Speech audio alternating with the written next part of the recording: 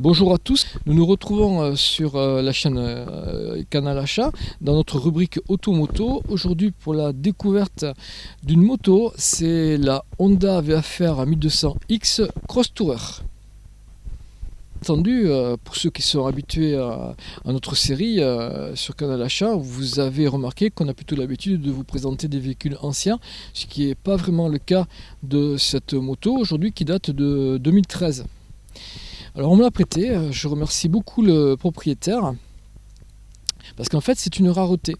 Alors pourquoi est-ce que l'on s'est intéressé à ce véhicule? Eh bien, tout simplement à cause du fait que c'est une moto automatique. En 2012, Honda, pour contrer BMW et le succès phénoménal qu'il rencontre avec la 1200 GS, qui est la moto la plus vendue au monde, a décidé de sortir un gros trail routier. Alors bien entendu, ils ont utilisé leur banque de pièces et ils ont ressorti le moteur V4 1200 qui équipait la VFR. Alors pourquoi ils ont fait ça? Parce qu'ils se sont dit que c'était ça serait ainsi le seul gros trail sur le marché équipé d'un V4 sur un moteur issu de la compétition. Alors évidemment, ce moteur à l'origine développé 170 chevaux, c'est que d'une puissance inexploitable sur ce type-là de machine. Et donc ils ont baissé la puissance à 130 chevaux, ce qui est déjà largement suffisant. Et bien entendu, ils ont augmenté le couple pour l'agrément de conduite. Les ingénieurs de chez Honda, pour essayer de gagner leur pari, ont proposé cette moto en deux versions, en boîte de vitesse classique et puis en boîte de vitesse automatique à double embrayage. Alors ils ont ressorti des cartons un vieux brevet qui a été déposé dans les années 30 pour l'industrie automobile, qu'ils ont remis au goût du jour. Alors c'est une boîte de vitesse pas vraiment automatique, c'est en fait une boîte de vitesse mécanique, mais au lieu de passer des vitesses au pied d'une façon classique, c'est un moteur électrique qui passe les vitesses à votre place. Et on verra tout à l'heure qu'on peut l'utiliser de trois façons différentes. Alors ce modèle-là est pratiquement d'origine, il y a eu quelques transformations, on l'a vu, le pot à Krapovic, la bulle JV qui est un petit peu plus grande que celle d'origine, et puis la selle confort. C'est parti, on va essayer la moto. Voilà, on a mis le clignotant, on est sur la grande route, on va voir ce que vaut cette moto. Alors c'est compliqué à utiliser. Alors on va mettre enfin c'est pas compliqué, c'est pas très intuitif. On va mettre donc la boîte automatique, j'appuie sur D et là on part sur la version balade, promenade. Il n'y a personne, on y va.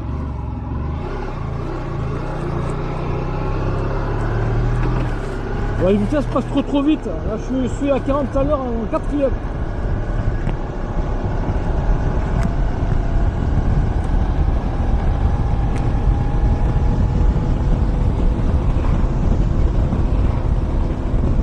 Je suis à 80 à l'heure, à 2000 tours, c'est pas possible. On va mettre la boîte de vitesse en position sport. Voilà, je suis passé en 4ème vitesse. Je ralentis un petit peu.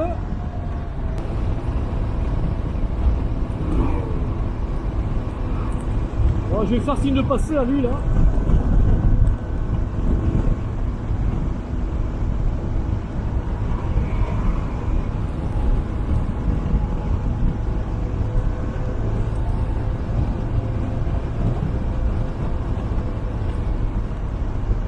Je vais essayer de ralentir, il n'y a plus personne sur la route.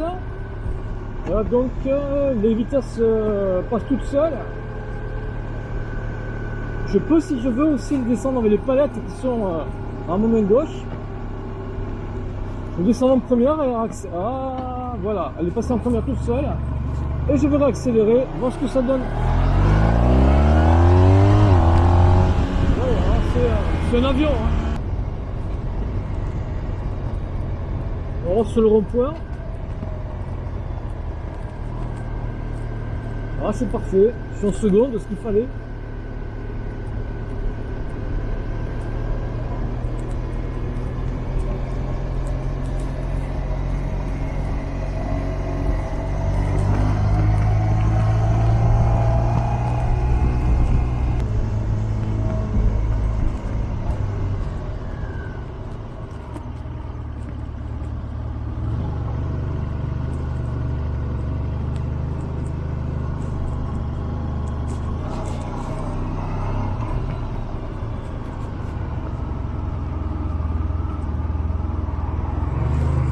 Nous voilà en ville, évidemment, la boîte automatique fait des merveilles.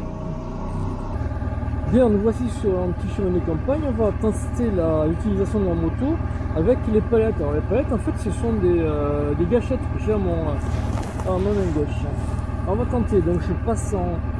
Voilà, je vais la mettre ici devant. Je passe donc en... je vais enclencher une vitesse. Voilà.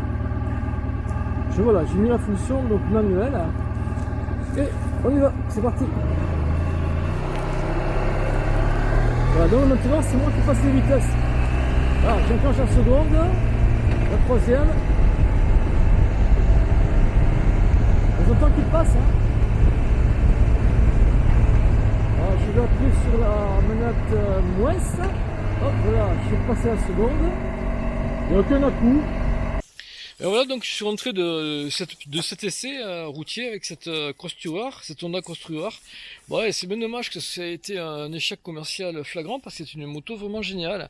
Bon, c'est vrai que cette technologie à l'époque était peut-être pas à la mode. C'est le cas aujourd'hui puisque Honda propose cette boîte DCT à double embrayage sur plusieurs modèles et dont la célébrissime nouvelle Africa Twin, qui actuellement se vend aussi bien en boîte automatique qu'en boîte mécanique.